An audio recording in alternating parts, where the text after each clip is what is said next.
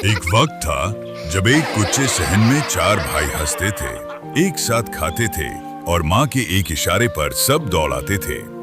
फिर वक्त गुजरा, सब बड़े हो गए और बड़े होकर क्या हुए? एक छत, 4 दीवारें और बेशुमार फासले बन गए। ये कहानी है उन रिश्तों की जो बचपन में मजबूत थे मगर जवानी में बिखर गए। ये किस्सा है उन आवाजों का जो माँ की गोद से उठें मगर वक्त के शोर में कहीं दब गईं। ये ड्रामा नहीं, ये हकीकत है जो शायद आपके घर में भी हो चुकी हो या होने वाली हो। आइए सुनिए, देखिए और खुद फैसला कीजिए कि वक्त गलत था या हम। आ जाओ मेरे बच्चों, रोटियां तैयार हैं। अम्मी मैं पतंग पकड़ने गया था, नदीम भाई ने उड़ा दी थी। अच्छा आओ ना, रोटी ठंडी हो रही है।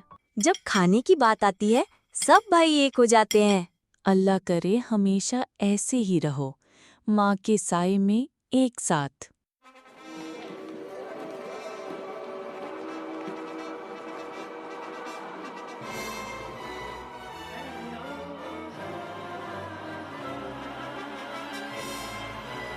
अली, हर वक्त माँ का रोना बंद करो, सबकी जिंदगी है। भाई, माँ दिन भर हमें देखती रहती हैं, कुछ कहती नहीं। सब कुछ माँ जी के हिसाब से नहीं चल सकता। अब मेहमान आ जाएं तो रोटी भी गिन गिन के देती है। वक्त ने मुझे अकेला कर दिया, मेरे बच्चे मुझसे दूर हो गए। अब अलग होना ही बेहतर है, बर्दाश्त खत्म हो चुकी है। अम्मी का क्या, वो तो टूट जाएंगी। माँ के लिए सब करें मगर अपने घर का भी ख्याल है।